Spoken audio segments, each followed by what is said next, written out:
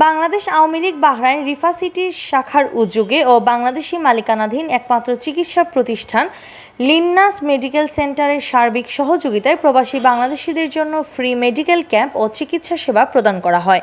শুক্রবার দেশটির রিফা শহরের বাঙালি গলি নামক স্থানে বিকেল ৩টা থেকে রাত ৯টা পর্যন্ত ৩ শতাধিক প্রবাসীকে ফ্রি চিকিৎসা প্রদান করা হয়। অনুষ্ঠানের শুভ উদ্বোধন করেন বাংলাদেশ আওয়ামী লীগের বাহরাইন রিফা সিটির সভাপতি মোহাম্মদ শরফুদ্দিন ও সাধারণ সম্পাদক মোহাম্মদ নুরুল ইসলাম।